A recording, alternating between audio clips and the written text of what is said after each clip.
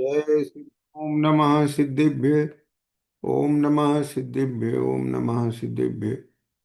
नमो अरिहंतानम नमो सिद्धानम नमो आयर्यानम नमो वज्झायानम नमो लोये सवसाहुनम नमः श्रीवर्धमानाय निर्धूत कलिलात्मने सालोकानां त्रैलोकानां यद्विद्यादर्पणाय ते।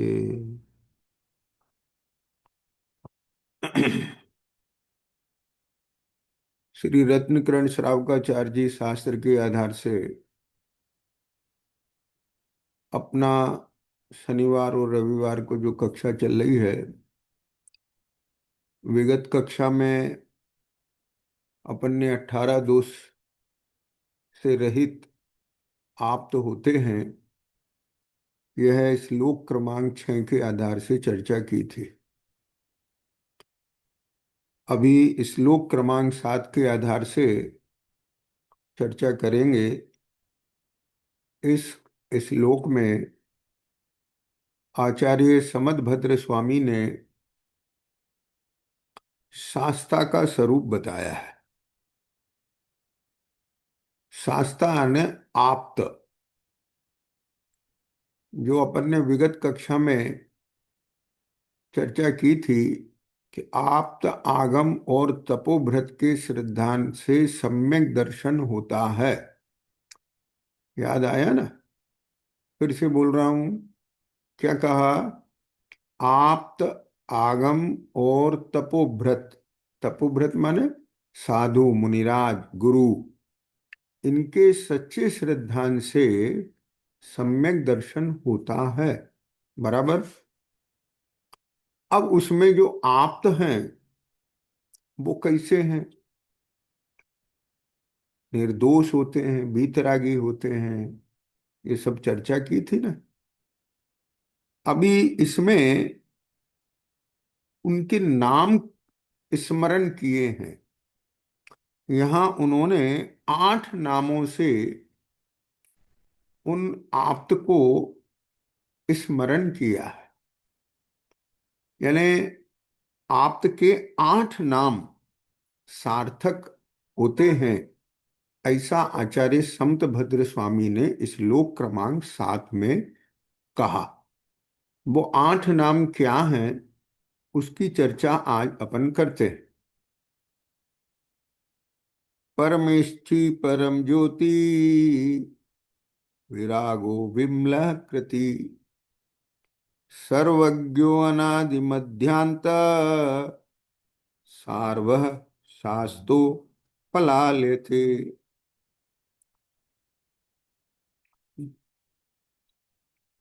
जो अर्थ सहित इन 8 नामों को सार्थक करता है उसे शास्ता कहते हैं। शास्ता माने आप्त। यहाँ शास्ता किसके लिए प्रयुक्त किया है? आप्त के लिए। बराबर। कौन से हैं वो 8 नाम? पहला परमेष्ठी, दूसरा परम ज्योति, तीसरा विराग, चौथा विमल, पांचवा कृति, छठवां सर्वज्ञ, सातवां अनादि मध्यांत और 8वां सार्व। इन ये 8 नाम जिनके सार्थक हैं, अर्थात जिनमें ये 8 विशेषण हैं, वह शास्ता है, वह आप्त है। अब ये जो 8 नाम हैं, इन 8 नामों का स्वरूप क्या है? इन 8 नामों का अर्थ क्या है? जब अपन वो अर्थ और स्वरूप समझेंगे, तब उससे ये स्पष्ट होगा कि ये 8 विशेषण ये 8 स्वरूप आप शास्त्रा में पाए जाते हैं। तो पहले नंबर पे यहां कहते हैं कि उनको परमेष्ठी के नाम से संबोधित किया। ठीक है। किस नाम से संबोधित किया आचार्य देव ने? परमेष्ठी। हे प्रभु, आप ही परमेष्ठी हो, आप ही परम ज्योति हो, आप ही विरागी हो, आप ही विमल हो, आप ही कृति हो, आप ही सर्वज्ञ हो, आप ही अनादि मध्यांत हो, और आप ही सार्व हो। ख्याल में आया ना? ऐसे भगवान अनंत देव के समक्ष खड़े होके, जिन मंदिर में, देवालय में भगवान जिनेन्द्र के सामने क्या दिखना? हे प्रभु, आप परमेष्ठी हो। परमेष्ठी का अर्थ क्या है? जैसे आप पंच नमस्कार मंत्र में किनको नमन करते हैं? रोशनी, पंच परमेष्ठी को। ये सब जानते हैं ना? अरहंत परमेष्ठी, सिद्ध परमेष्ठी। तो परमेष्ठी माने क्या? ठीक है। परमेष्ठी माने परम इष्ट। एक अर्थ ये भी लेते हैं, जो परम पद में स्थित हैं, जो सबके लिए परम इष्ट हैं। समझ रहे हो बात? वे सब परमेष्ठी हैं। ठीक है।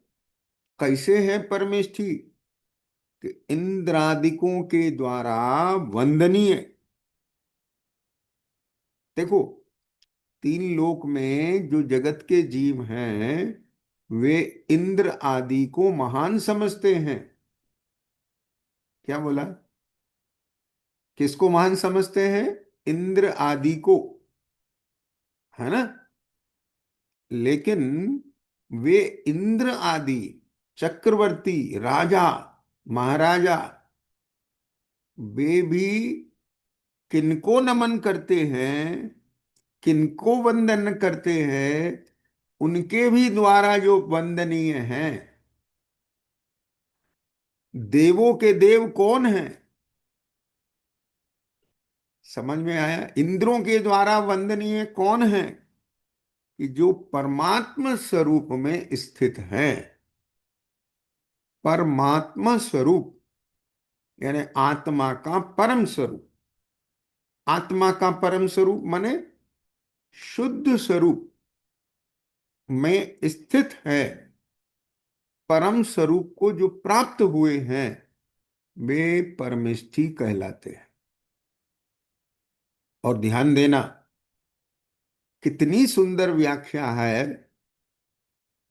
कि प्रत्येक आत्मा को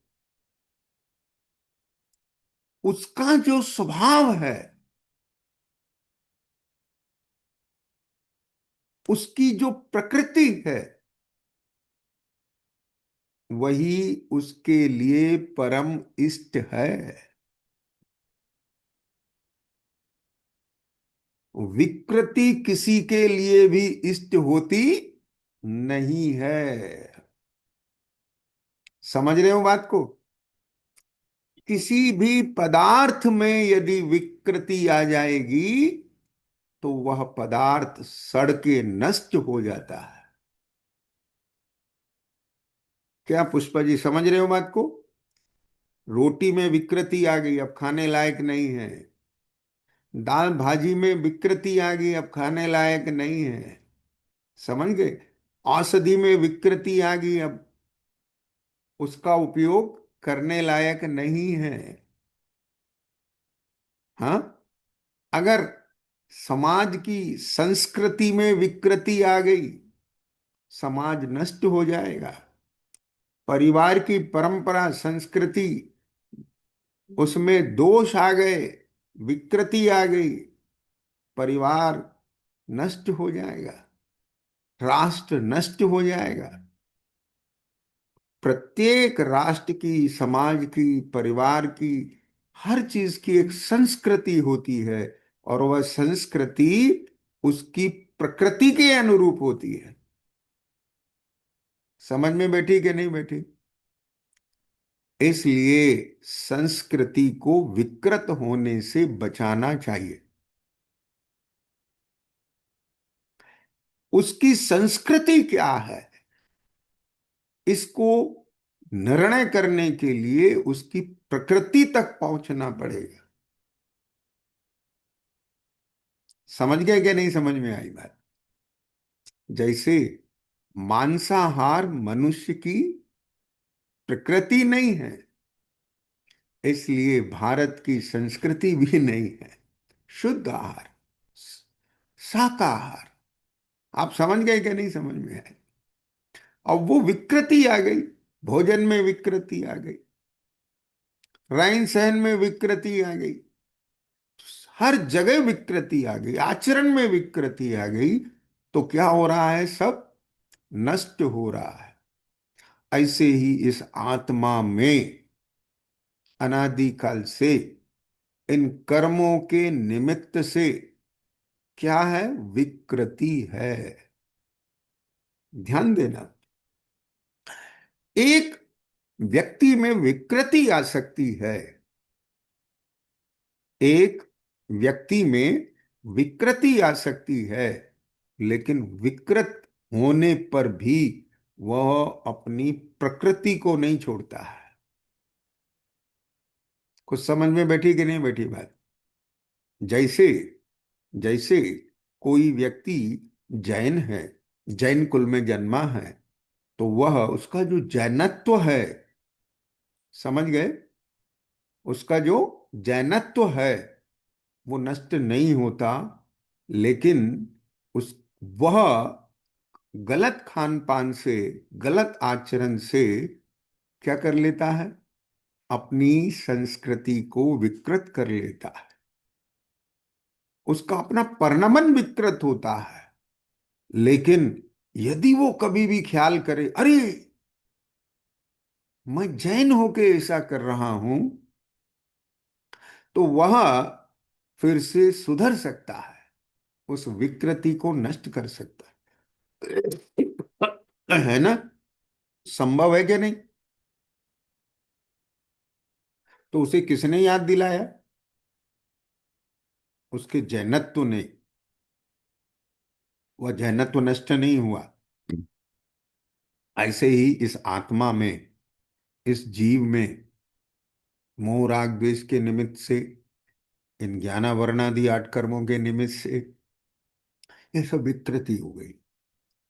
यानी एक आत्मा, एक ज्ञान स्वरूप आत्मा, उसके कितने रूप हो गए, आप समझ रहे हो?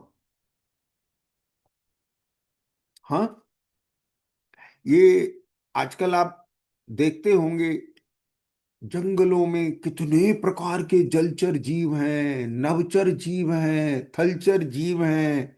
हाँ, समझ रहे हो क्या नहीं समझ रहे हो? हाँ, नेट पे जाके देखो तो अभी कभी जीवन में नाम नहीं सुना है, देखे नहीं। वे सब आपको ऐसे पशु पक्षी दिखते हैं कि नहीं दिखते हैं? बड़े बड़े अजीब अजीब अजीब, उनका आकार अलग प्रकार का है, उनका व्यवहार अलग प्रकार का है, सब कुछ अलग प्रकार का है उनका। ख्याल में आया कि नहीं आया? क्या बोला भैया? है कि नहीं अलग प्रकार का? कैसा कैसा है, उनके व्यवहार कैसे कैसे हैं। हाँ, समझे कुछ? देखने में लगता है ये तो वनस्पति है, वैसा सांप हो जाता है, कीड़ा हो जाता है। ठीक है, तो आत्मा ने उन कर्मों के निमित्त से कैसे कैसे रंग रूप धारण कर लिए, उसके भावों में कितने प्रकार के परिवर्तन आ गए। यह सब क्या है? आत्मा के स्वरूप की विकृति है। कहाँ? दशा में।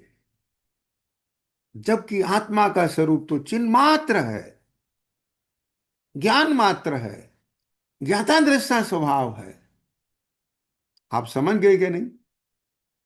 हाँ, वह उसकी प्रकृति है। और जब तक वह अपने स्वरूप को प्राप्त नहीं हो जाएगा, तब तक उस आत्मा को सुख, शांति, संतुष्टि, हाँ, तृप्ति, आनंद, यह सब स्थायी रूप से मिलने वाला नहीं है। कल्पना में, आभास में लगेगा, मजा आ गया। हाँ, उसकी कषाय की पूर्ति होगी, इच्छा की पूर्ति हो गई, डिजायर फुलफिल होगी, लगता है अच्छा हो गया, लेकिन फिर असंतुष्ट हो जाता है। समझ में आया कि नहीं आया? हाँ,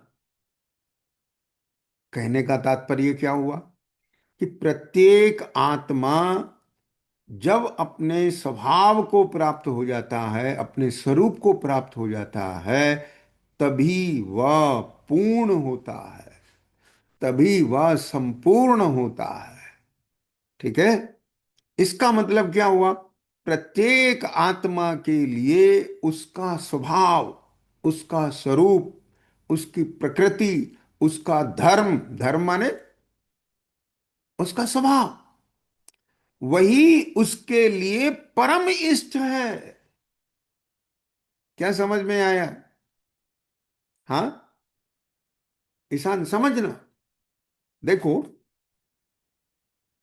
आजकल आप बड़ी बड़ी नई रिसर्च देखते हैं।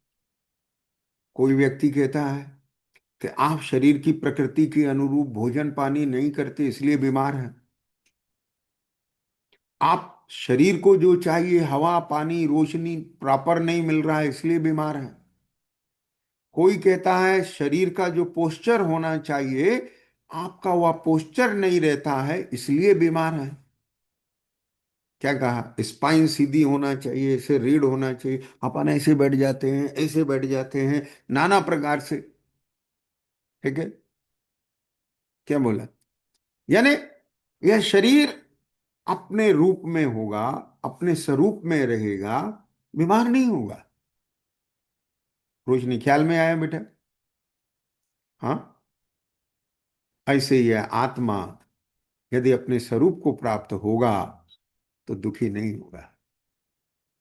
इसका अर्थ यह हो गया कि प्रत्येक आत्मा के लिए उसका स्वभाव, उसका स्वरूप ही परम इष्ट है।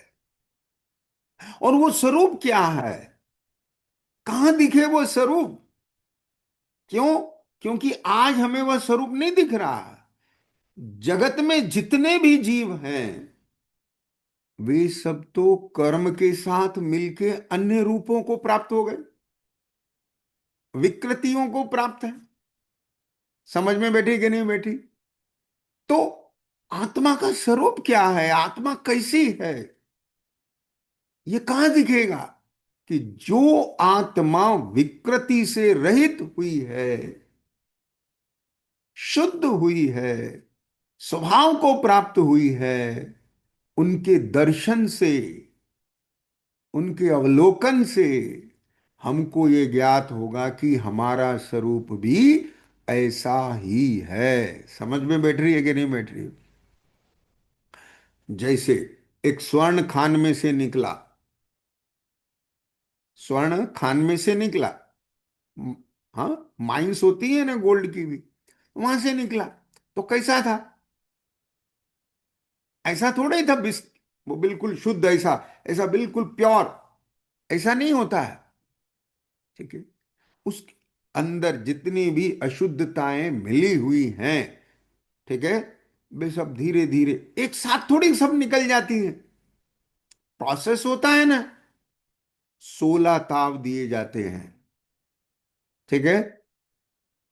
2 ताव, 3 ताव, 4 ताव, यानी स्टेप्स। ठीक है? तो अब ऐसे स्टेप के बाद वो प्योरिटी को प्राप्त होता है, उसमें कोई भी किसी तरह का कोई विकृति नहीं रह जाती है। विकृति माने दूसरे का मिलावट नहीं रह जाती है। तब वह अपने शुद्ध भाव को प्राप्त हो जाता है, जैसा उसका स्वभाव है, केवल केवल ओनली गोल्ड। ठीक? अब मैं आपसे पूछता हूं, उस स्टेज तक पहुंचने से पहले क्या बोला? हाँ, उसमें जितनी भी इम्प्योरिटीज हैं उन सबको निकल जाने के बाद जो प्योर फॉर्म में पहुंचा है, उस फॉर्म में पहुंचने से पहले उसकी जितनी भी दशाएं थी, स्टेजेस थी, क्या किसी भी स्टेज को देख करके आप यह पहचान कर सकते हैं कि गोल्ड ऐसा होता है?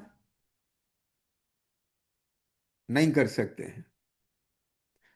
किसको देख करके निर्णय करेंगे कि गोल्ड ऐसा होता है? जो बिल्कुल प्योर है।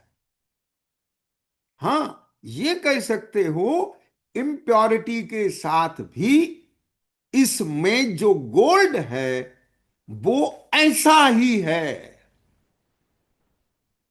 किसको देख के? प्योर गोल्ड को। आज की भाषा में कहें, 24 कैरेट का बिस्किट, ख्याल में आया? हाँ, बिस्किट का जो सोना होता है ना, बिस्किट बिस्किट जैसा होता है वो। बिस्किट नहीं होता खाने का बिस्किट, बिस्किट जैसा होता है। तो वो बिल्कुल प्योर होता है, हॉलमार्क। ठीक, उसके पूरे पैसे मिलेंगे आपको, जितना वजन होगा, जो रेट होगा, क्योंकि उसमें कुछ भी मिला हुआ नहीं है। राइट? आप कह सकते हैं कि फर्स्ट स्टेज के बाद जो आपके पास रॉ मटेरियल है, इसमें सोना कैसा है? कि बोले ऐसा है। जो सोना है वो ऐसा है, यानी इसमें और इस सोने में, क्या बोला मैंने? इसमें जो सोना है वो सोना ऐसा ही है। मैं वह हूं जो है भगवान, जो मैं हूं वह है भगवान, अंतर यही ऊपरी जान, वे विराग यह राग विदान। अब इसे गोल्ड वाले एग्जाम्पल से कहें, जैसा ये सोना है, ये सोना है। क्या कहा? ये सोना बोल रहा है मैं वह हूं जो है ये, जो है ये वैसा ही मैं हूं। तो फर्क क्या है कि मेरे साथ कुछ कचरा मिला हुआ है, इम्प्योरिटीज मिली हुई है, अशुद्धता मिली हुई है, किट कालिमा मिली हुई है, और वहां कुछ नहीं है। इसलिए आपको यह अंतर दिख रहा है। समझ में बैठी कि नहीं बैठी बात?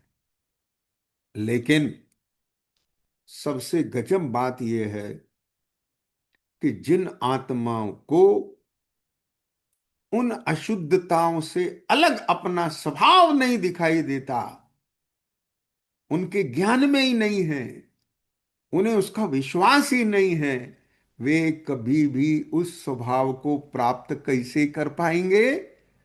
अर्थात नहीं कर पाएंगे। क्यों? बिना एफर्ट के वो होगा नहीं, और उनके चूंकि ज्ञान श्रद्धान में वो स्वरूप नहीं है, तो वह उसके लिए एफर्ट करेंगे नहीं।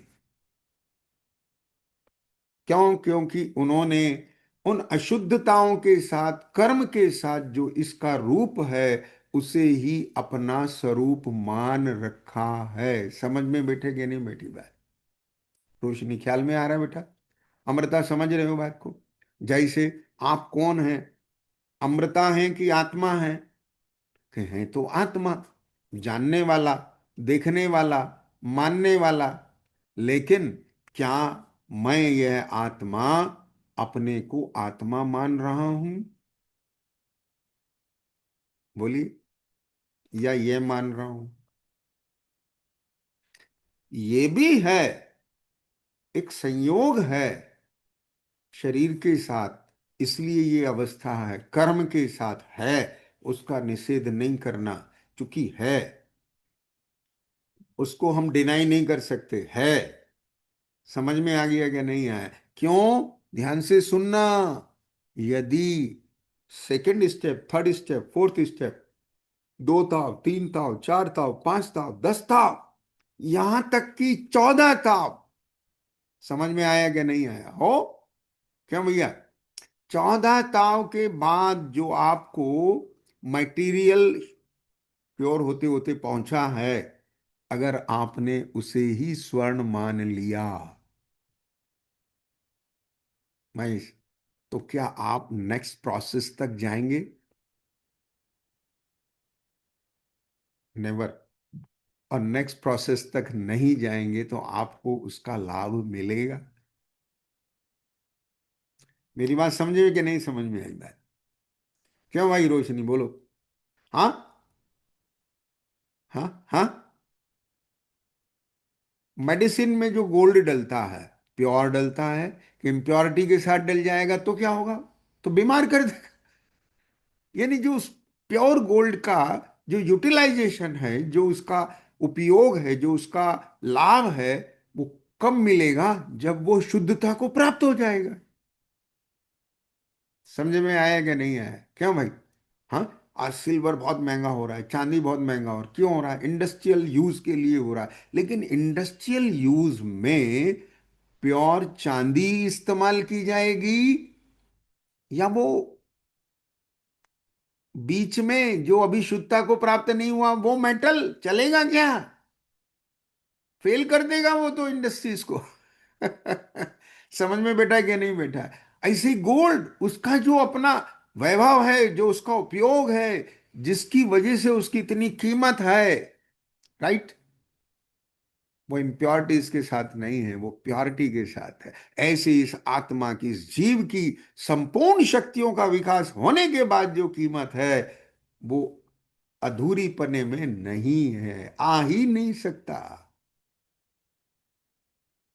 समझ में बैठी कि नहीं बैठी बात? हाँ, हाँ। इसलिए, इसलिए प्योरिटी तक वही पहुंच सकता है जिसके ज्ञान में प्योरिटी और इम्प्योरिटी के बीच का डिफरेंस आ जाता है, अपना स्वभाव और विभाव का जिसे ज्ञान हो जाता है, अशुद्धता और शुद्धता में जिसे भेद विज्ञान हो जाता है, राइट। तो इसलिए हर आत्मा के लिए उसका ही जो अपना स्वभाव है वो इष्ट है। कोई भी बाह्य विकार उसके लिए इष्ट हो सकता नहीं है। जिन्होंने उस विकार रहित स्वभाव को प्राप्त किया, उन्होंने तो स्वयं इष्ट दशा को प्राप्त किया ही, किंतु जगत के लोगों के लिए भी वे परम इष्ट क्यों कहलाए? क्योंकि उन्हें देखे बिना जगत के लोगों को अपना स्वभाव पता लगने की कोई गुंजाइश नहीं थी। क्या बोला? आप समझे कि नहीं समझ में आई बात? हाँ। यानी यदि गोल्ड प्योर नहीं होता, प्योर फॉर्म में नहीं होता, सिल्वर प्योर फॉर्म में नहीं होती, तो आज जो गोल्ड और सिल्वर का यूज किया जा रहा है, क्या वो हो सकता था? अगर करते भी लोग तो क्या वो रिजल्ट्स आते जो प्योरिटी के मेटल में आते हैं? नहीं आते ना। समझ में आया कि नहीं आया? हाँ। ऐसे ये आत्मा यदि शुद्धता को प्राप्त नहीं होता, तो जो शुद्धता को प्राप्त होने पर उसका रिजल्ट आता है, वो कभी आत्मा के साथ आता क्या? पुष्पा जी, समझ में आ रही है बात? हाँ। अनंत दर्शन, अनंत ज्ञान, अनंत सुख, अनंत वीर, केवल ज्ञान। तो केवल ज्ञान दिखा रहा है कि ज्ञान की कितनी बड़ी शक्ति है, ज्ञान की सामर्थ्य क्या है। ठीक है। तो वो अपने पास भी है ज्ञान, लेकिन हमारे ज्ञान में सामर्थ्य क्यों नहीं है? वो सामर्थ्य है पर व्यक्तता नहीं है। क्यों नहीं है? क्योंकि यहां अभी बहुत सारी विकृतियां भी हैं, विभाव का कचरा मिला हुआ है। लेकिन ध्यान देना, मिला हुआ होने पर भी हमें भगवान सर्वज्ञ देव को देख के, परमेष्ठी को देख के, उनके द्वारा प्राप्त आगम को देख करके हमें अपने स्वभाव का और इस कचरे के बीच में जो डिफरेंस है उसका ज्ञान हो सकता है, उसका विश्वास हम कर सकते हैं। और उसका ज्ञान श्रद्धान करने के बाद हम उस प्रोसेस में लग सकते हैं। जैसे जैसे इम्प्योरिटीज जाती रहेंगी, हमें रिजल्ट्स आना शुरू हो जाएंगे। ख्याल में आया कि नहीं आया? ठीक है। तो यहां पहला जो पॉइंट आया है, परमेष्ठी, क्या बोला? परम स्थि यानी जो परम पद में स्थित हैं, जगत के जीवों के लिए कैसे हैं?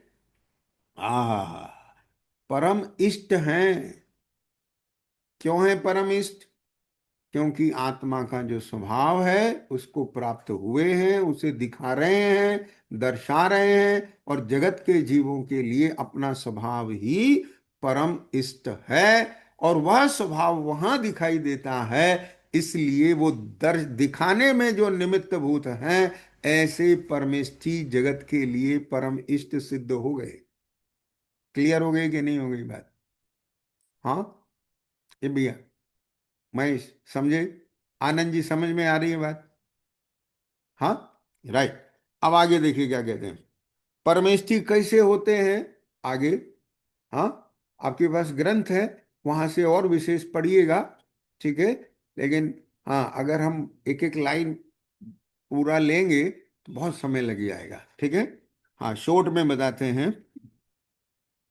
अंतरंग तो घातिया कर्मों के नाश से प्रकट हुआ है आनंद दर्शन, आनंद ज्ञान, अनंत सुख भेरी। अपना जो निर्विकार अविनाशी परमात्म स्वरूप उसमें स्थित है, उसमें स्थित है। ये आत्मा का स्वभाव है। अनंत ज्ञान, अनंत दर्शन, अनंत सुख, अनंत वीर, निर्विकार अविनाशी, जिसका कभी विनाश नहीं होगा, ऐसा परमात्मा स्वरूप। परमात्मा स्वरूप क्यों कहा? हाँ, आत्मा का जो स्वरूप है उसमें जब तक आपको आत्मा में कुछ अशुद्धताएं दिख रही हैं, तब तक वह अपने परम स्वरूप को प्राप्त नहीं हुआ है, ठीक है। हम्म? यानी अभी अपूर्णता है, और परम स्वरूप पूर्ण स्वरूप ख्याल में आएगी, ठीक है। उसमें स्थित हैं, स्थित है माने उसको प्राप्त किए हैं। ऐसे बाह्य में इंद्रादि असंख्य देवों के द्वारा वंदनीय समवसरण में भगवान अनंत देव विराजमान है। वहां इस जगत में सबके इंद्र, जैसे तिर्यंच में पशुओं का इंद्र कौन है?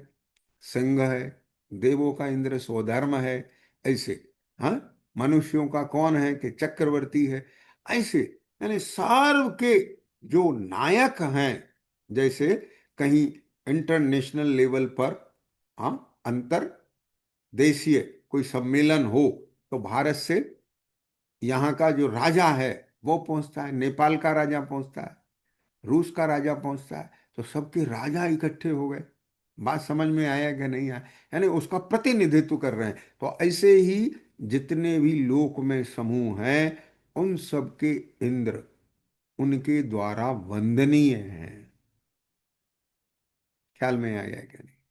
ऐसे भगवान अरहंत के समवसरण में वह विराजमान जो आप्त है, शास्ता है, उनको सब वंदना करते हैं। ऐसे भगवान आप्त को परमेष्ठी कहते हैं, पहला विशेषण। ख्याल में आ गया कि नहीं है? जिनमें ये गुण नहीं है वो आप्त नहीं है, ठीक है, राइट। आगे परम ज्योति, दूसरा विशेषण क्या दिया? परम ज्योति। परम माने आवरण रहित, ज्योति माने ज्योति कहते हैं ना, ज्ञान प्रकाश। ज्योति किसके रूप में? रोशनी। हाँ, तुम्हारा नाम रोशनी है, रोशनी क्या होता है? प्रकाश, लाइट। समझ गए? तो ऐसे ज्योति, ज्योति प्रकाश। प्रकाश किसका? ज्ञान का। समझ में मैं बैठ रहे ना? हाँ, तो परम ज्योति यानी परम ज्ञान।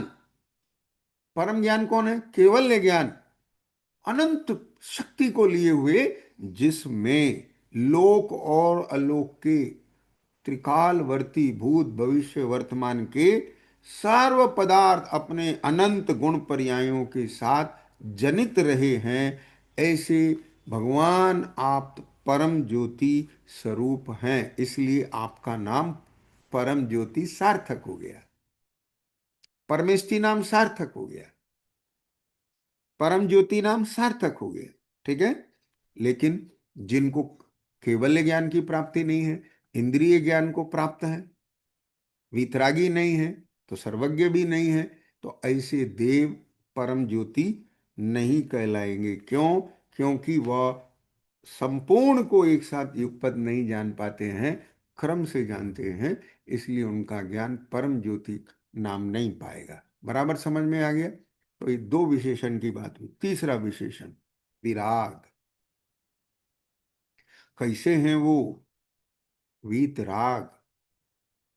विराग कहें या वीतराग कहें, ठीक है। जब 12वें गुण स्थान में मोह का नाश हो जाता है, 13वें गुण स्थान में केवल ज्ञान प्रकट हो जाता है, अनंत दशा आ जाती है, तो वहां ये विराग लक्षण, ठीक है, सार्थक हो जाता है। इसका मतलब है सार्थक है ये नाम, ठीक है। उसका अर्थ वहां दिखाई देता है। क्यों? क्योंकि मोहिनी कर्म का नाश होते ही, ठीक है, ये इस बात का इंडिकेशन है। मोहिनी कर्म नाश नष्ट हुआ, इसका अर्थ क्या हुआ कि समस्त पर द्रव्यों में राग द्वेष का अभाव हो गया, वांछा रहित हो गए, वीतराग हो गए। समझ में आया? हाँ।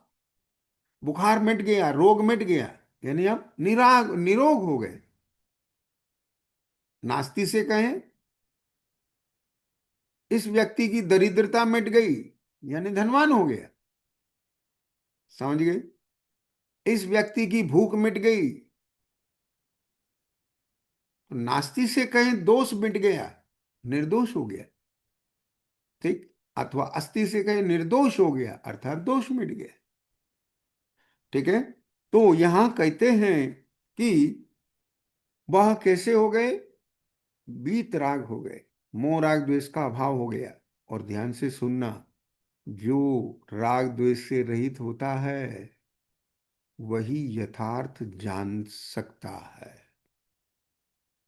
देखो ध्यान से सुनना भैया, जहां राग द्वेष आ जाता है ना, वहां पक्षपात आ जाता है। क्या कहा? हाँ। जैसे आप जा रहे हैं रास्ते में, चौराहे पर, हाँ, एक स्कूटर वाले ने किसी व्यक्ति को टक्कर मार दी, ठीक है। भैया क्या हुआ? इस स्कूटर वाले ने एक व्यक्ति को टक्कर मार दी। अरे ये स्कूटर वाले देख के नहीं चलाते हैं, बिल्कुल अंधे होके चलाते हैं, ठीक है।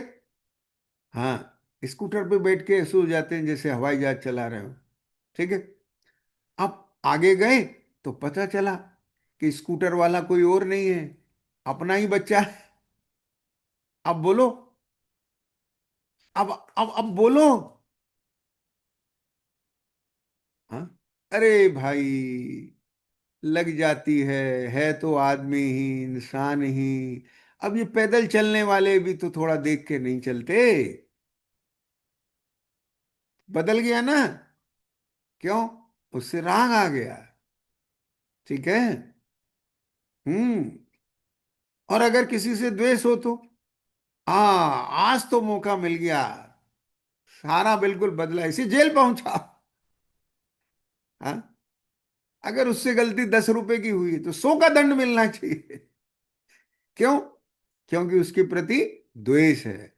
अर्थात कहने का यह है कि जब राग और द्वेष आ जाएगा तब न्याय नहीं हो सकता।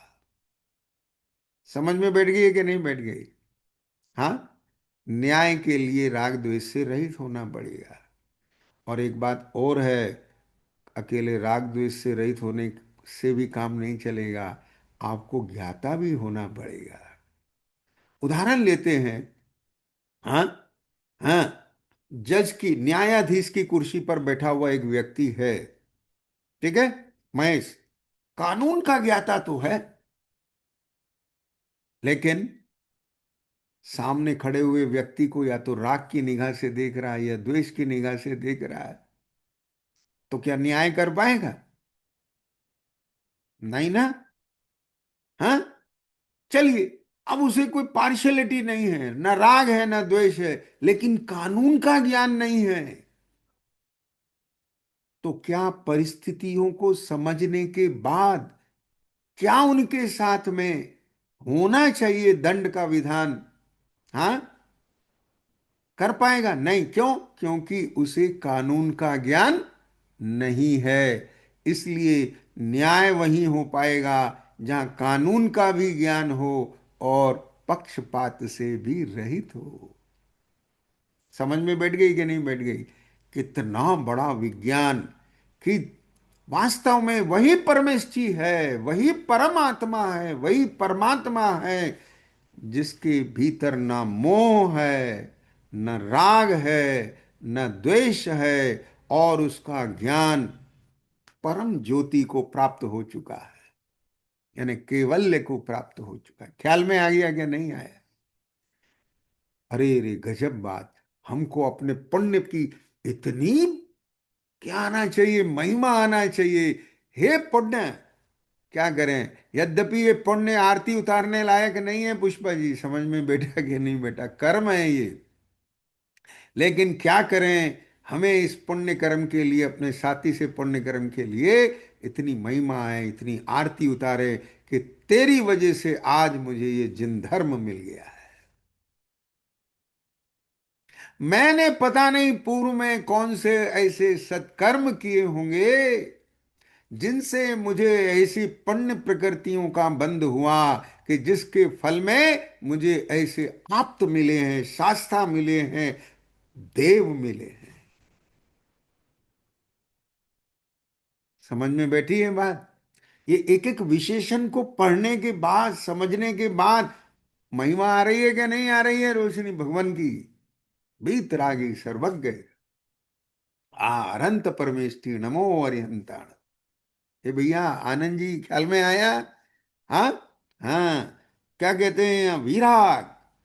ओहो। लेकिन जिसके अंदर अभी विकार दिखाई देता है, काम भाव दिखाई देता है, राग द्वेष दिखाई देता है, ख्याल में आ गया कि नहीं आया? उनको हम कैसे परमात्मा मान लें? क्या कहा? एक सर्राफ, सर्राफ समझते हैं? हाँ, गोल्ड इसमें सर्राफ, हाँ, जो सोने का काम करते हैं, जिसको पहचान है 24 कैरेट के सोने की। अब उसके पास आप 18 कैरेट का सोना लेके जाओ, 16 कैरेट का लेके जाओ, 14 कैरेट का लेके जाओ, 20 कैरेट का लेके जाओ, ठीक है? तो भैया ये 200 ग्राम, 200 ग्राम गोल्ड है हमारा, क्या भाव है आज? ठीक है? बोले साहब ये भाव है। अच्छा, तो आप मल्टीप्लाई बाई 200 ग्राम, मुझे पेमेंट दे दो। देगा? मैं इसे कैसे मान लूं कि क्यों? अरे मैं तुम्हारा भाई हूं ना, भाई है वैसे पैसे ले जा, लेकिन मैं इसे कैसे मान लूं? क्या कहा? अगर वह किसी कारण से, ध्यान से सुनना, जिसके ज्ञान में 24 कैरेट के सोने का स्वरूप होता है, वह कभी 16, 18, 14 कैरेट सोने को, ध्यान से सुनना, गजब बात है ईशान, सोने को कभी 24 कैरेट का मान नहीं सकता। अंडर प्रेशर कह सकता है, यद्यपि कोई पावरफुल आदमी होगा तो कहेगा भी नहीं, पर कह सकता है। लेकिन उसके ज्ञान में 18 कैरेट का सोना 24 कैरेट का दिख नहीं सकता। हे भैया, क्या कह गए हम? समझे कुछ? क्यों? क्योंकि उसकी निगाह में सोना तो ऐसा ही होता है, जो 24 कैरेट का सोना है, सोना तो यही होता है, ये ही होता है। सोना सोना ही होता है। इस शुद्धता को प्राप्त जो मेटल है वो सोना होता है। जिसको ये दिख रहा है वो इम्प्योरिटी के साथ प्राप्त हथेली पे रखे हुए मेटल को सोना कैसे कह सकता है? समझ में बैठी कि नहीं बैठी बात? हाँ। अब ध्यान से सुनना। ये सब चीजें, जहां एक तरफ हमें आ वीतरागी आप्त, सर्वज्ञ आप्त हितोपदेशी आप्त, यानी वीतराग सर्वज्ञता हितोपदेशता को प्राप्त जो आप्त देव परमात्मा उनके दर्शन करा रहा है, वहीं दूसरी तरफ हमारे स्वभाव का निर्णय भी करा रहा है। क्या बोला मैंने? वहीं इसके पैरेलल मुझ आत्मा को मेरी वास्तविकता भी दिखा रहा है। इसका नाम है, जो आप पढ़ते हो ना, जिन दर्शन कर निज दर्शन पा। समझे? हाँ, सुनिए लाइन। जिन दर्शन कर निज दर्शन पा, सदगुरु वचन सुहाए। गुरु के वचनों से जिनेंद्र के दर्शन ही नहीं होते, लेकिन उनके दर्शन में निज दर्शन यानी अपने आत्मा के स्वभाव का भी दर्शन हो जाता है। क्यों? क्योंकि मेरा भी वही स्वभाव है जो ये है। क्यों? क्योंकि मैं भी ऐसा ही आत्मा हूं जैसा ये है। राइट? ख्याल में आया कि नहीं आया? इसलिए उसके पहले की जितनी भी स्टेजेस हैं विकार सहित, ध्यान से सुनना। क्यों? क्योंकि पहले स्टेज से लेकर के सोने की 15 स्टेज पार करने के बाद, 16 स्टेज, 16 ताव के बाद जो शुद्धता आती है, उससे पहले की स्टेजेस, उनको हम सोना नहीं कह सकते, क्योंकि उसके साथ अशुद्धता मिली है। लेकिन लेकिन उन स्टेजेस में जो सोना है, उस सोने का स्वभाव बिल्कुल ऐसा है। इसमें कोई दिक्कत? इन इम्प्योरिटी के साथ जो इसकी जो ये फॉर्म है, इस फॉर्म में भी जो सोना है वो बिल्कुल ऐसा है। क्योंकि जो ऐसा है वो सोना है। उससे उस उस दशा को जो दिखने नहीं दे रहा है, वो अशुद्धता, इम्प्योरिटी, वो बहिर्तत्व है। समझ में बैठे कि नहीं बैठी बात? कितना ज्ञान का सामर्थ्य देखो ना। हा हा। लोक में नहीं, ज्ञान की इतनी चतुराई है। हाँ। वो 18 कैरेट के सोने को कस के कह देता है इसमें इतने परसेंट खोट है। हाँ। किसके आधार पर? क्योंकि उसके ज्ञान में प्योरिटी है। ऐसे ही यहां आत्मा, इस इम्प्योरिटी, मोराग, द्वेष, उनकी डिग्री अनंतानुबंधी कषाय, प्रत्याख्यान प्रत्याख्यान, इन सब उस आधार पर ज्ञान कह देता है कि अभी इतनी अशुद्धता है, इतनी शुद्धता आई है। यद्यपि मेरा स्वभाव तो पूर्ण शुद्ध है, किंतु अवस्था में अभी इतनी इम्प्योरिटी बाकी है। ये इम्प्योरिटी क्यों है? हाँ, क्यों है? अब क्यों का क्या जवाब है? वो तो अनादि से है। हाँ। मिथ्या तो गया है, भ्रम मिटा है, स्वभाव और विभाव का भेद ज्ञान हुआ है। वो भेद ज्ञान होने पर जितने अंश में मिथ्यात्व के साथ में अशुद्धता गई है वो गई है। उस अशुद्धता के जाने से जो शुद्धता आई है वो आई है। फिर उसके बाद बार बार अपने स्वभाव आत्मा को आत्मा रूप देखने से, जगत की संपूर्ण आत्माओं को आत्मा देखने से, ठीक है, उनके प्रति जो व्यवहार बदला है, हिंसा का, झूठ का, चोरी का, कुशील का, परिग्रह का, इन सब के में जो बदलाव आया है इसके भावों के भीतर, उससे जो महाव्रत और अनुव्रत अंगीकार किया है, समझ रहे हो बात को? हाँ। वो भेद रत्नत्र है। और उसके बाद आहा, उस उतने विकार से, बाह्य रूप से कसाय की मंदता के काल में, फिर अपने स्वभाव का आश्रय लेकर के उसकी स्थिरता पूर्वक जो भावलिंग अंगीकार किया है, अभेद रत्नत्रय सम्यक रत्नत्रय आया है, उतने उतने अंश में शुद्धता की वृद्धि होके मोक्ष मार्ग बढ़ा है इस जीव का। राइट, ख्याल में आ रहा है कि नहीं आ रहा है? इसका आधार बोलो क्या है? जीवत्व भाव का निर्णय। हे, आलू का त्याग किया हमने, क्यों किया? आलू क्यों नहीं खाते? हाँ, ऑनियन गार्लिक क्यों नहीं खाते? पोटैटो क्यों नहीं खाते? ये जमीकंद है। क्यों? कि इसमें अनंत जीव है। किसने बताया? आगम ने बताया। जीवों की उत्पत्ति कहाँ कहाँ पाई जाती है? यहाँ यहाँ पाई जाती है। मेरा मतलब समझ में आया कि नहीं आया ईशान? हाँ। क्या बोला मैंने? ध्यान से सुन रहे हो बात? हाँ, जब अभी अभी ये एक ऑपरेशन चला था ना, सिंदूर ऑपरेशन, ऑपरेशन सिंदूर। तो भारत ने मिसाइल दागी। वो मिसाइल कहाँ जाके पड़ी? कि जहां आतंकवादियों के ठिकाने थे। हाँ, यदि ठिकाने का ज्ञान नहीं हो तो भारत कैसे मिसाइल फेंकेगा वहां? इसका मतलब आपके ज्ञान में होना चाहिए ना। तो ऐसे ही जीवों की उत्पत्ति के स्थान ज्ञान में है कि यहाँ यहाँ जीव राशियां हैं। तो जब हमें आगम से पता चल गया है, तो वहां वहां उन जीव राशियों की रक्षा का भाव जीव को नहीं आएगा? क्या बोला मैंने? मेरा मतलब समझे में आया कि नहीं आया हो? बताइए मुझे। हाँ, जैसे मान लीजिए एक देश है, दूसरे देश पर मिसाइल फेंक रहा है, तो वहां अपने देशवासी जो वहां रहते हैं, भारत अगर फेंक रहा है, तो उस देश में जो अपने भारतीय की बस्ती है, उसे उस पे फेंकेगा कि उससे बचा के फेंकेगा? क्यों भाई?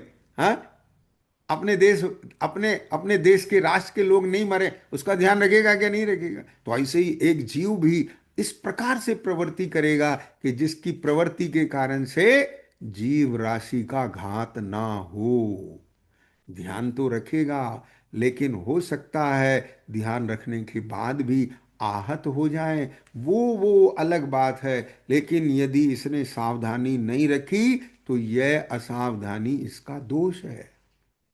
पुष्पा जी समझ में बैठी कि नहीं बैठी बात? हाँ, तो भगवान के आगम से जब पता चलता है जी मैं आत्मा हूं। अभी तो इसे क्या पता है? क्या बोलो? अभी से मैं इस क्या पता है? हाँ, तो मैं तो व्यापारी हूं। अब मुझे तो मुनाफा कमाना है एनी हाउ। ठीक है, लेकिन व्यापारी होने के साथ साथ उसको ये भी मालूम है, हाँ, कि व्यापारी उतना नहीं हूं जितना जीव हूं। क्या बोला मैंने?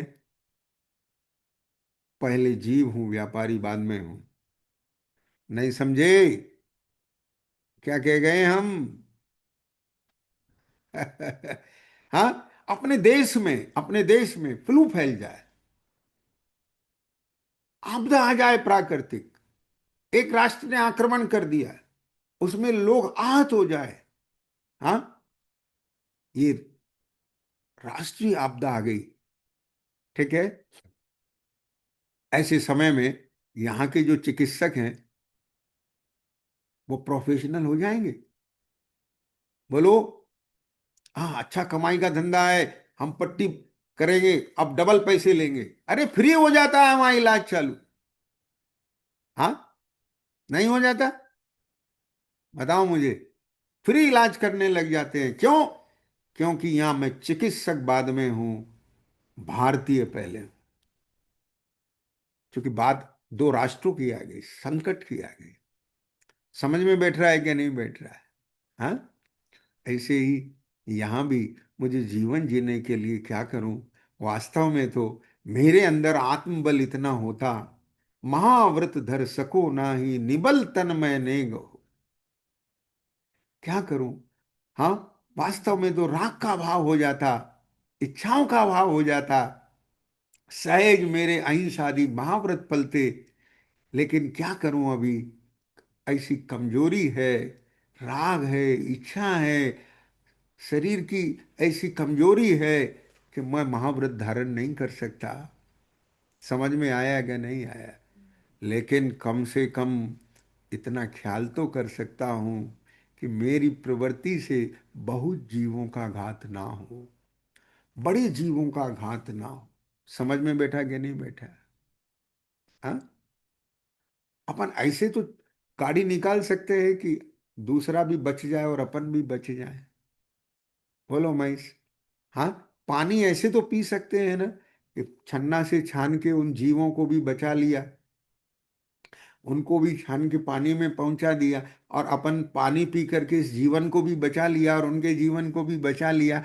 ऐसा एक रास्ता तो बन सकता है कि नहीं पुष्पा जी? बोलो। समझे? कुछ नहीं समझ में आया? इस पेट को भरना है, जीवन को चलाना है, तो कम से कम पशुओं को नहीं खाओ, वनस्पति खा ले। क्या बोला? अनाज खा ले। अनाज खा के, वनस्पति खा के, अनाज खा के वनस्पति खा के भी जीवन चल सकता है। तो फिर पशुओं को मार के खाने की क्या जरूरत है? हाँ, ईशान समझ में आ रहा है कि नहीं आ रहा है? फिर और राग घट गया, तो अब भैया अनाज ही खा के, सूखा अनाज खा करके ही काम हो सकता है, तो फिर वनस्पति भी खाने का राग टूट गया। ख्याल में आ गया क्या नहीं? हाँ, तो इस प्रकार से जब राग, इच्छाएं संकुचित हो जाती है, तो अपने आप परिणाम बदलते चले जाते हैं। ये सब कब होता है? जब वहां हमें जीव स्थान दिखाई देते हैं, और जीव स्थान को बताने वाला आगम है। समझ में बैठ रहा है क्या नहीं बैठ रहा है? बोल। राइट। हाँ, इस प्रकार से भगवान के निमित्त से हमें ये पता चला हम जीव आत्मा हैं, ये सब जीव आत्मा हैं। तब फिर जैन का आचरण बदल जाता है। जैन का आचरण बदल जाता है। जिनेंद्र का भक्त वो जैन है, इसलिए उसका आचरण बदल जाता है। जिनेंद्र में श्रद्धा है, उसे अपने आत्मा के स्वभाव में श्रद्धा, उनके स्वभाव में श्रद्धा है। समझ में बैठी बात? हाँ, एक योद्धा है। हाँ, राजधर्म निभाने के लिए वह युद्ध करता है, लेकिन न्याय नीति का युद्ध करता है महेश। निहत्थे पर वार नहीं करता, पीछे से वार नहीं करता। समझ में आया कि नहीं आया? हाँ, तो वहां उस धर्म की नीति को भी अपना के चलता है। इसी प्रकार से हर क्षेत्र की अपनी न्याय नीति है, मर्यादाएं हैं, नियम हैं, कानून है, उन सबका ध्यान रखा जाता है। ठीक। और इसलिए वह जीवन सुखद होता है। ठीक है। तो हमारे 3 पॉइंट हुए। तीसरा पॉइंट क्या चल रहा था? वीतरागता का। तो आज 3 पॉइंट की चर्चा हुई। हाँ, पहला परमेष्ठी, परम इष्ट है। कैसे परम इष्ट हैं उस पर विस्तार से चर्चा की। दूसरा परम ज्योति। तीसरा विराग, वीतराग है। ये तीनों नाम उस आत्मा में सार्थक बैठते हैं जिनको हम आप्त कह रहे हैं, शास्ता कह रहे हैं।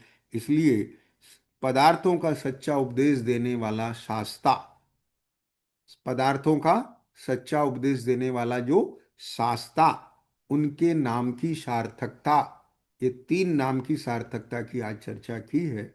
शेष चर्चा कर लेंगे। ओम नमः सिद्धेश्वराय। निज निधि निज में बताई, किया अनंत उप